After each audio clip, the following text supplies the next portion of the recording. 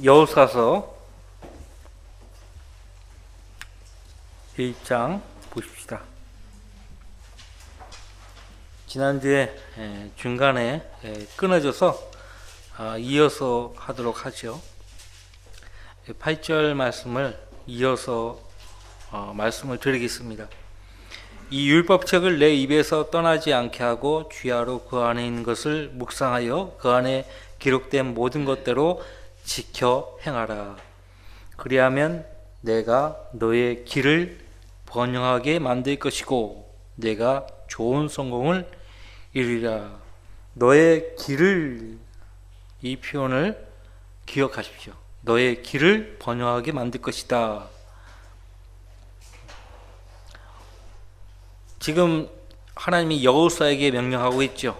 여호수아의 길은 하나님 백성을 인도해서 약속의 땅으로 데리고 들어가는 것입니다. 그 일을 번영하게 만들 것이고 좋은 성공을 이루게 하겠다라고 말씀하셨어요.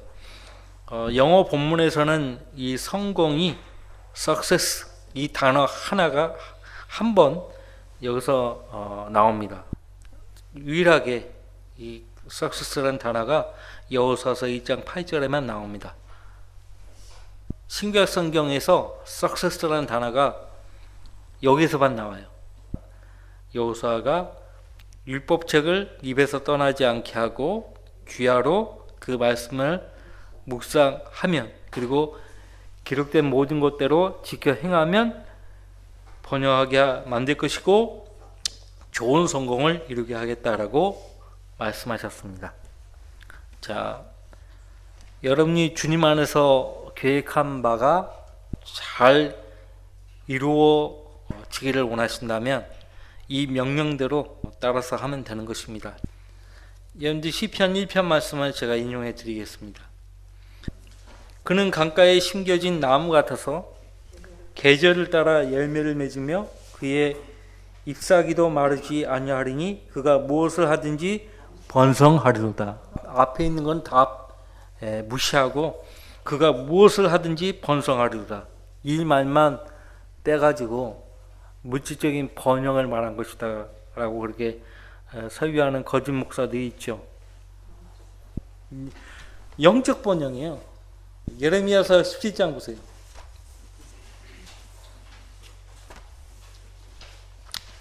성도들이 주님을 믿는 그 믿음에서 떠나지 않는 한, 그죠? 떠나지 않는 한, 이런 영적 번영을 이룬다는 거죠. 자, 7절, 예레미야서 17장 7절, 주를 신뢰하고 주께서 그의 소망인 사람은 복이 있도다. 그는 물가에 심겨진 나무가 강가에 그 뿌리를 뻗친것 같아서 더위가 오는 때를 보지 못하고 그 잎이 푸르러 가뭄의 해에도 염려하지 않고 열매를 맺는 것도 그치지 아니할 것입니다. 주님을 신뢰하고 그의 소망을 주님께 두는 사람은 복이 있습니다. 근데 반면에 그 앞에서 5절 말씀에 주가 이같이 말하노라. 사람을 신뢰하는 사람과 육신을 그의 무기로 삼는 사람과 그의 마음이 주로부터 떠나는 사람은 저주를 받으리라. 그는 사막의 히스나무 같이 되어 좋은 일이 오는 때를 보지 못하고 광야와 소금 땅과 사람이 살지 않는 바싹 마른 곳들에 거하리라. 영적 번영과 반대되는 거죠. 사랑하는 자여, 무엇보다도 내 혼이 잘됨 같이 내가 번성하고 강건하기를 바라노라. 내 혼이 잘됨 같이. 여러분 자신이 하나님 말씀 위에 깊게 뿌리 내리면, 흔들림이 없으면은 모든 것을 잘 감당할 수 있어요. 잘 이겨낼 수 있다고요.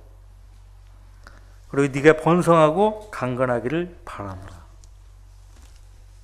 강건, 건강이 아니에요. 강건이에요. 영적으로 강건해지는 거. 그 앞에 번성도 물질적인 번성이 아니에요. 영적인 번성이에요. 그래서 성도라면 항상 하나님 말씀을 자기 삶의 길잡이로 삼아야 합니다. 주의 말씀은 내 발의 등이요 내 길의 빛이니다라고 했어요. 하나님 말씀과 밀착해서 살면 그 말씀을 통해서 용기를 얻을 수 있어요. 담대함을 얻을 수 있어. 선한 용기, 담대함. 그래서 우리가 성경을 읽어야죠. 용기를 얻으려면 성경을 무엇보다 가까이 하며 읽어야 합니다. 바울 사도는 에베소 장로들에게 이렇게 당부했죠. 이제 형제들아 내가 너희를 하나님과 그분의 은혜의 말씀에 의탁하노니 그 말씀이 능히 너희를 굳게 세워줄 것이며 또 거룩하게 된 모든 사람 가운데서 너희에게 유업을 줄 것이다. 유업도 준대요. 그러니까 말씀을 길잡이로 삼고 그 말씀대로 믿고 그 믿음을 주장하면서 살면 굳게 서는 것은 당연한 결과고 이어서 유업을 얻게 되는 거예요. 예수님과 함께 통치를 할 수 있게 된다는 것입니다. 자, 또 이 말씀을 말을 해야 돼요. 말을 함으로써 우리는 용기를 가질 수 있습니다. 사람이 입 밖으로 내뱉는 그 말에 책임을 져야 할 거 아닙니까? 그죠? 여러분이 어디에서나 간증을 했으면 그 간증에 대해서 책임을 지셔야 돼요. 근데 마귀가 그 간증한 성도로 하여금 그 간증에 책임을 못 지게 만들게 하기 위해서 아주 집요하게 공격을 해요. 그러니까 마귀가 복음을 들은 사람에게 그 복음을 믿지 못하도록 공격을 합니다. 근데 실패했어요. 마귀가. 그가 영접을 해서 마귀가 실패했어. 그러면 마귀 공격이 그대로 끝나는 것이 아니고요. 그가 이제 앞으로 주님을 위해서 살겠다고 헌신을 다짐할 때 그 헌신이 무효로 돌아가게끔 아주 집요하게 공격을 해요. 성도가 간증을 한다? 그러면 그 간증대로 살지 못하도록 마귀가 집요하게 공격한다는 거예요. 신육자매님도 3월 9일 여기서 간증하셨죠? 그 뒤로 마귀가 어떻게 했는가요? 다양한 모양으로 공격을 했을 거란 말이에요. 내라고 실토하잖아요. 저도 그러고요. 다 그런 경험을 했거든요. 자, 이 율법책을 내 입에서 떠나지 않게 하고 라고 했어요. 우리가 왜 주의 말씀을 묵상할 뿐만 아니라 우리 입에서 떠나지 않게 해야 하는가? 하나님의 약속을 기억하기 위함이에요. 그리고 그 약속의 말씀을 필요한 때에 주장하기 위해서 하는 것이죠. 더 나아가서 다윗은 시편 119편 10절 11절 말씀에서 내가 주께 범죄치 아니하려고 주의 말씀을 자기 마음에 간직한다라고 했어요. 그리고 청년이 무엇으로 자기 행실을 깨끗게 하리까? 주의 말씀을 따라 주의할 것입니다 라고 했어요. 젊은 사람은 특히나 많은 시간을 말씀을 읽고 묵상하고 암송하는 데 시간을 들여야 합니다. 그러면 반드시 그 형제 자매에게 복을 줘요. 자, 우리가 복음을 전할 때 우리의 설득력 있는 말로 하는 것이 아니에요. 하나님 나라는 말에 있지 않고 능력에 있다고 했어요. 그 능력은 어디에서 오는가? 하나님 말씀에서 오는 거예요. 하나님 말씀을 온전히 신뢰하면 내가 신뢰하는 그 말씀으로 주님께서 능력을 베푸시는 거죠.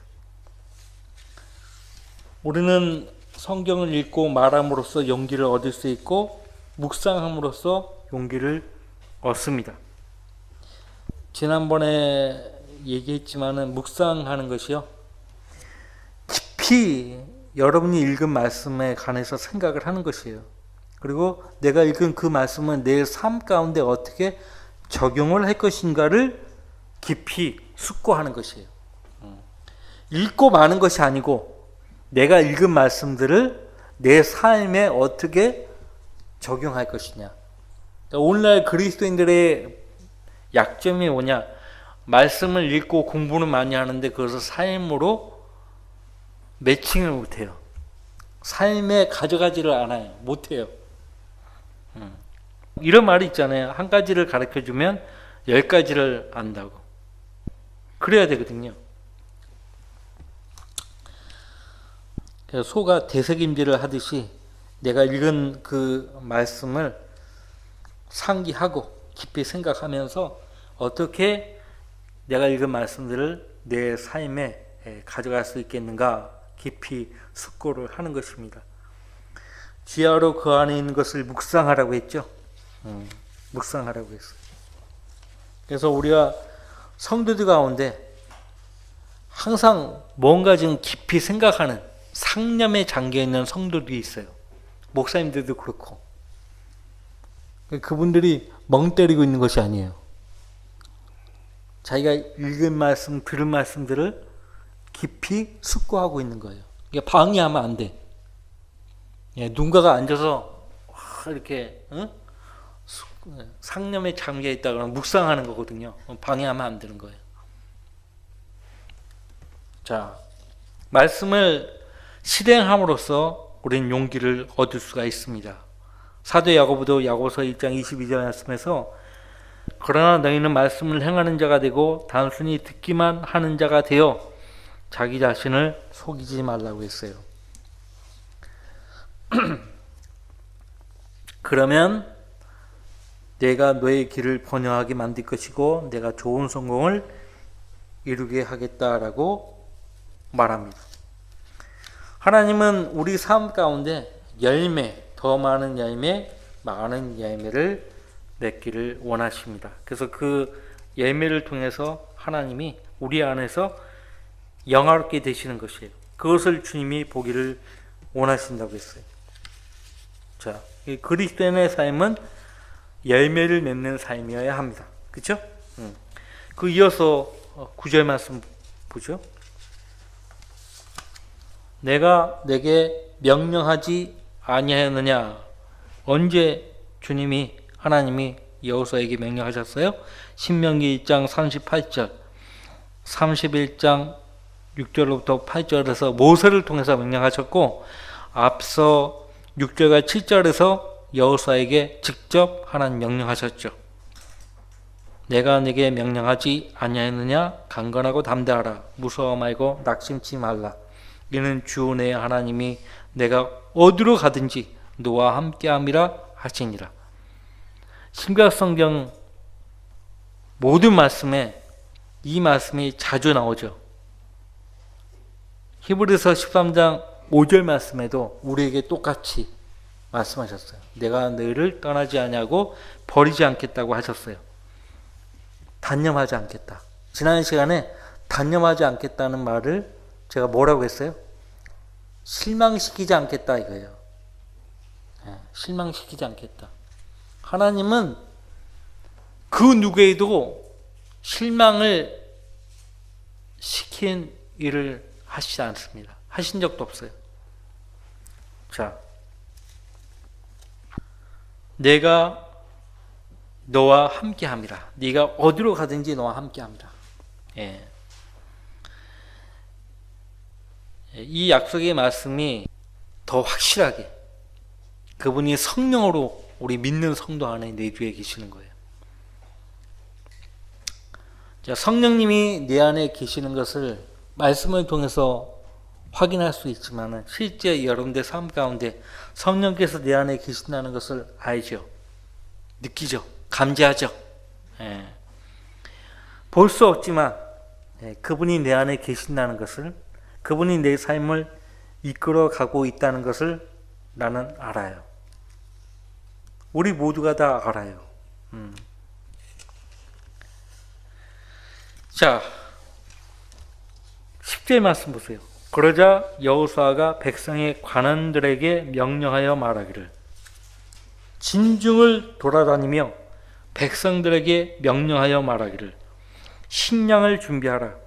자, 백성의 관원들, 출애굽기의 기록에 의하면, 민수기의 기록에 의하면요, 천부장, 백부장, 50부장, 10부장이에요.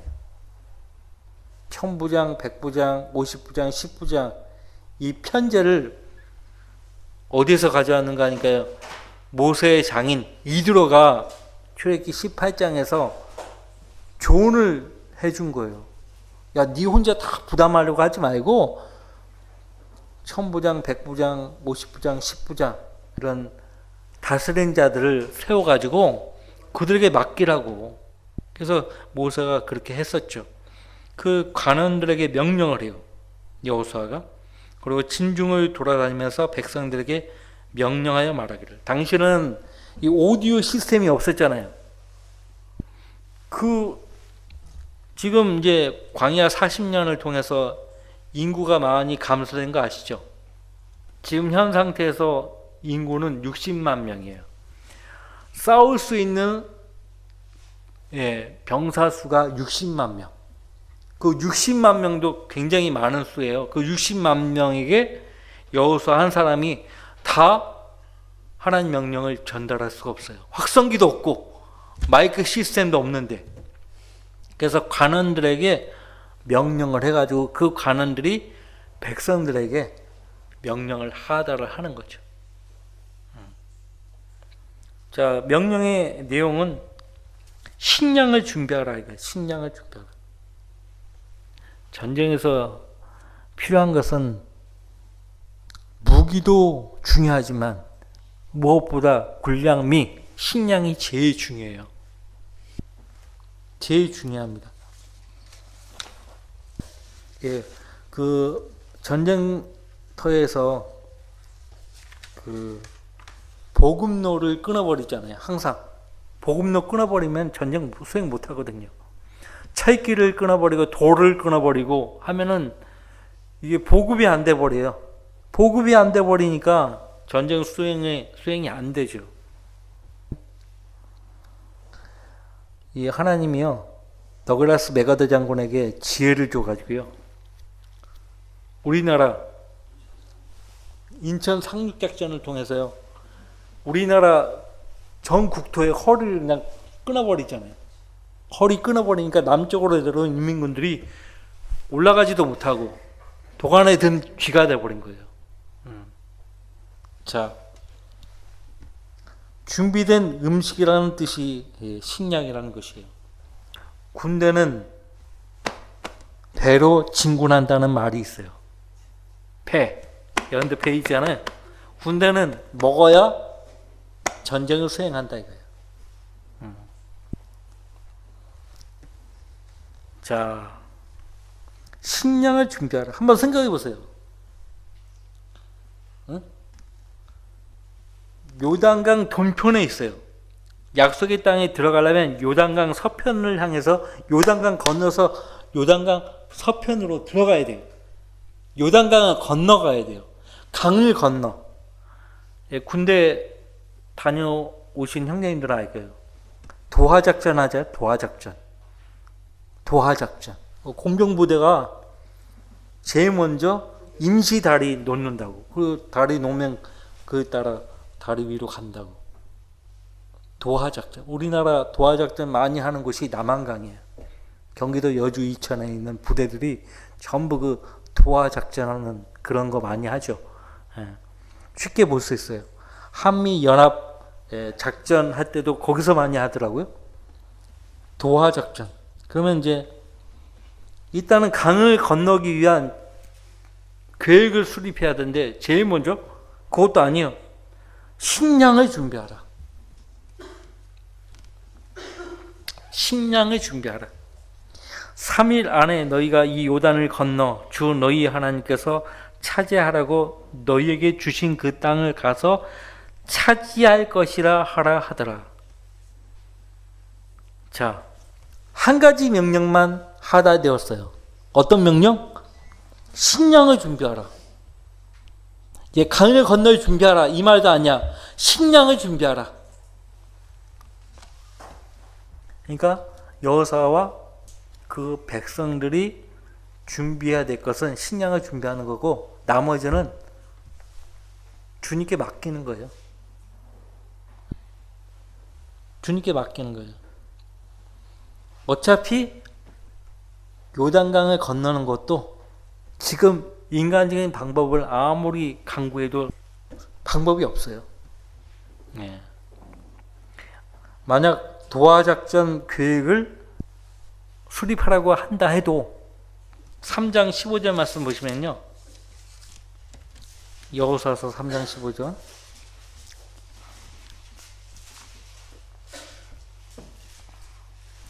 그 부연 설명이에요. 가로 열고 가로 닫고 맨 끝부분 보세요. 뭐라고 되어 있어요? 요단은 추수 때 항상 온뚝이 넘치기 때문이라. 온뚝이 넘칠 뿐만 아니라 물의 세기가 보통 물이 밀려 내려오는 게 아니에요. 함부로 거기에 빠져버리면 그냥 건지지도 못해요. 도하작전을 아무리 잘해도요, 이런 강을 건널 수가 없어요. 때도 잘못 선택한 거예요. 때를 잘못 선택했다고. 겨울에 갔어야 돼요. 근데 여름이에요. 추수 때. 강이 범람하는 때. 자, 그러니까 강을 건넌 뒤에는 주님 나름의 전투 계획을 가지고 계시기 때문이라는 것을 안 것이에요. 백성의 책임은 먹을 것을 챙기는 것이고 나머지 일은 다 하나님께서 알아서 하시도록 그분 처분에 맡기는 거예요. 어차피 우리 인생도요, 어떻게 될지 우리는 몰라요. 알 수가 없어요. 그래서 우리가 오전 성경 공부 시간에 봤죠? 주의 뜻이면이라고 하잖아요. 하나님이 허락하시면. 근데 주의 뜻이면 했는데 바울 사도가 어떻게 행동합니까? 영 안에서 계획을 하잖아요. 영 안에서 계획했다는 얘기는 하나님께 물었다는 얘기예요. 뜻을 물었다는 거예요. 구체적으로. 내가 어떻게 하기를 원하십니까? 그 경유지까지 하나님 다 물은 거예요. 어디를 통해서 어떻게 가야 합니까? 다 물은 것이에요. 배를 준비하라, 무기를 준비하라, 그렇게 말하지 않았어요. 식량을 준비하라. 식량을 준비하라. 자, 계속 이어봅시다. 12절. 또 여호수아가 루벤 지파와 갓 지파와 므낫세 반 지파에게 일러 말하기를. 여러분들 계속 보겠지만은 여리고 성을 하나님이 어떻게 함락하라고 지시하십니까? 그때 무기 하나 안 샀어요. 매일 하루에 한 번씩 돌고 마지막 날에 7번 돌고 외치라고 했어요. 그랬더니 와르르 다 무너지잖아요. 이건 하나님의 방법이에요. 그죠? 요단강 건너는 것도 이건 하나님 방법이에요. 그러니까 우리가 할 수 있는 것은 우리가 해야 돼요.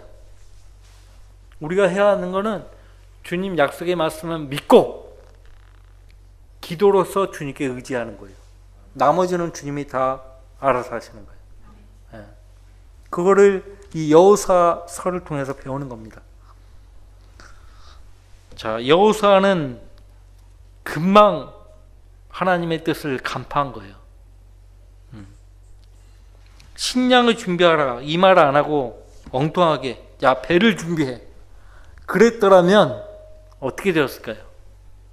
하나님이 실망하시겠죠. 자, 루벤 지파와 갓 지파와 므낫세 반 지파에게 일러 말하기를 주의 종 모세가 너희에게 명령하여 말하기를 주 너희 하나님께서 너희에게 안식을 주시고 이 땅을 너희에게 주셨다고 한 그 말을 기억하라. 너희 아내들과 자식들과 가축들은 모세가 요단강 이편에다 너희에게 준 땅에 남겨둘지니라. 이 부분에 대해서는 민수기서 32장에 보면 자세하게 나와 있어요.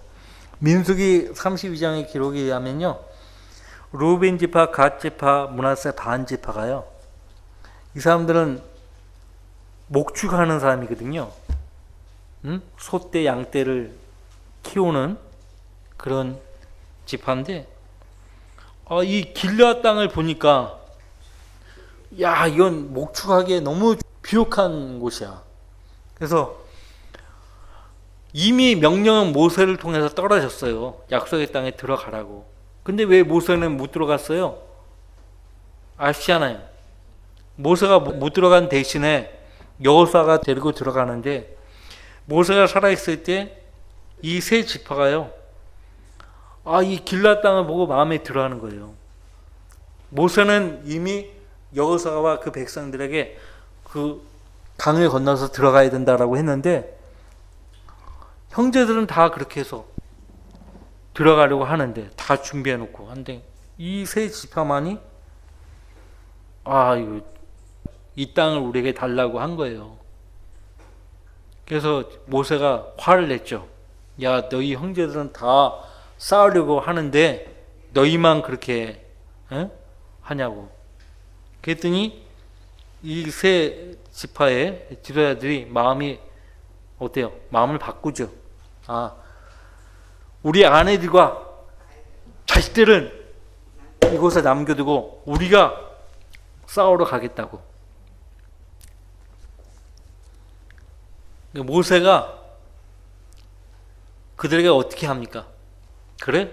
그러면 너희가 먼저, 형제들보다 먼저 싸우러 들어가라고. 그렇게 하겠다고. 그렇게 하겠다고 했어요. 그렇게 해서 길르앗 땅이 이 세 지파의 유업이 된 거예요. 무슨 말인지 아시겠죠? 요단강 2편이라고 했죠? 요단강 2편, 아직 들어가기 전이에요. 약속의 땅에 들어가기 전이라고. 지금 여호수아와 백성들은 어디에 있는가? 현재 요단강 2편, 요단강 2편에 있어요. 그래서 해돋는 쪽에 있는 거죠. 동쪽이니까. 서쪽은 해가 지는 곳 아닙니까? 지금 지도를 보면 서쪽은 요단강 저편, 서편은 지중해 쪽이에요. 약속의 땅이라고. 그러니까 기준이 어디 있는가, 그 백성이 있는 곳이 어디 있는가에 따라 이편 저편 이렇게 이야기하거든요. 그러니까 그거를 여러분이 잘 구분할 수 있어야 돼요. 무조건 요단강 2편이라고 다 동편이 아니에요. 왜 그런가 하니까요. 거기 여러분들 여호수아서 12장 보세요. 이제 요단강을 건너 들어갔잖아요. 백성이 있는 곳은 요단강, 그러니까 들어가기 전에 서편이었던 지중해 쪽에 약속의 땅이잖아요. 그래서 여기 보세요. 이스라엘 자손이 해돋는 곳을 향한 요단 저편, 즉 아르논 강에서 헤르몬 산까지와 동쪽에 있는 모든 평원을 차지하고 쳐 죽인 그 땅의 왕들은 이러하니라. 요단 저편이라고 되어 있죠. 그러니까 이미 요단강 건너서 약속의 땅에 들어온 거예요. 약속의 땅에서 바라봤을 때는 약속의 땅에 들어오기 전에 그 동편, 요단 2편이 요단 저편이 돼버린 거죠. 사실 아무것도 아닌 건데, 아무것도 아니에요. 아무것도 아닌 건데, 그렇게 구분을 해서 봐야 한다는 겁니다. 계속 봅시다. 14절, 너희 아내들과 자식들과 가축들은 모세가 요단강 2편에다 너희에게 준 땅에 남겨둘지니라. 그러나 너희는 무장한 너희 형제들과 모든 힘센 용사들보다 먼저 건너서 그들을 도우라. 왜? 민수기 32장에서 모세와 합의가 된 거예요. 다른 지파의 형제들보다 므낫세 반 지파, 여기 루벤 지파, 갓 지파 먼저 들어가 싸우기로 그렇게 협의가 된 거예요. 그래서 그것을 알았고 여호수아가 다시 한번 되풀이해서 말해 준 것입니다. 15절, 주께서 너희에게 주신 것 같이 너희 형제들에게 안식을 주셔서 그들도 또한 주 너희 하나님께서 그들에게 주시는 땅을 차지하리니 그때에 너희가 너희 소유의 땅에 돌아와서 주의 종 모세가 너에게 준 해돋는 쪽 요단 2편을 차지할지니라 하니라. 원래는 모압 땅, 에돔 땅은 다 이스라엘 땅이 아니에요. 원래 그들은 하나님께서 롯의 자손 모압과 암몬 족속에게 유업으로 주신 땅이에요. 그래서 신명기에 보면 건드리지 말라고 했는데, 자, 다만 그 땅을 거쳐서 가려고 했을 때 그들이 어떻게 했습니까? 방해했죠. 방해만 한 것이 아니라 적극적으로 공격을 했어요. 십볼의 아들 발락, 왁, 바사랑, 옥 공격을 했단 말이에요. 그들이 공격하지 않았고 무사히 통과하도록만 해줬더라면 그 땅은 그들의 유업으로 남아 있었을 거예요. 근데 그들이 공격을 했기 때문에 하나님께서 그 땅을 차지하도록 하셨죠. 어느 지파로? 여기 루벤, 갓, 므라스 반 지파라에금 그 땅을 차지하도록 하신 거예요. 에돔 땅도 사실 이스라엘 지파의 땅이 아니에요. 이스마엘에게 그 땅을 유업으로 주셨죠. 지금 사우디아라비아. 네. 모압과 암몬 땅은 지금 요르단이죠. 요르단. 근데 이 하나님이 이 세 지파에게 주셨다면 그 땅은 이제 이스라엘 땅이 된 거예요. 자, 차지할지니라 했을 때 영어 본문에는 enjoy it이라고 되어 있어요. enjoy가 뭐예요? 즐기라 이거죠. 즐기라. 마음껏 만끽하라. 디모데전서에 보면은 향유하라라고 되어 있어요. 똑같은 영어 단어 enjoy예요. 그래서 하나님이 약속으로 그 백성에게 주신 그 땅을 그들이 차지하기만 하면 되는 거예요. 이미 그 땅은 그들의 땅이에요. 그들이 이제 거기 가서 싸워서 승리해가지고 정복을 하면 되는 거예요. 차지할지니라. 그러니까 우리도 예수 그리스도 안에서 하나님의 엄청난 복을 받은 겁니다. 근데 중요한 것은 그것을 누리지를 못하고 있는 것이죠. 누릴 수가 있어요. 누려야만 하고요. 근데 누리지도 못하면서 여러분들 뭐 호텔이나 이런데 그 음식점에 가면 코스 요리 시키면은 제일 먼저 뭐가 나오죠? 에피타이저가 나오죠. 식전에 식욕을 돋기 위해서 음료나 요리가 나오잖아요. 에피타이저. 그 다음에 이제 요리가 나오고요. 그러니까 또 그것으로 끝나는 게 아니에요. 디저트가 나오죠. 후식이 나오죠. 그러니까 에피타이저 먹기도 전에, 본 요리 먹기도 전에 후식부터 입맛 다시는 거예요. 십자가 없이는 영광이 없어요. 영광을 만끽하려면 십자가를 먼저 통과해야 돼요. 고난 없이는 영광이 없다고요. 예? 고난 없이는 영광이 없는데 고난은 싫어하면서 면류관을 원하는 거예요. 이게 문제예요. 에피타이저, 본 요리는 맛도 안 보면서 후식부터 먼저 찾는 사람들이 있는 거죠. 그러니까 주님과의 고난을 거절하면서 주님과의 영광에 도취되어 살아가는 사람들이 있는 거예요. 무슨 말인지 아시겠어요? 차지하려면, 즐기려면 그 땅에 들어가야 돼요. 싸워서 이겨야 돼요. 그러면 즐길 수 있어요. 무슨 말인지 아시겠습니까? 디모데전서 6장 17절에 우리에게 모든 것을 풍요하게 주셔서 향유케 하시는 하나님께 믿음을 두라고 했어요.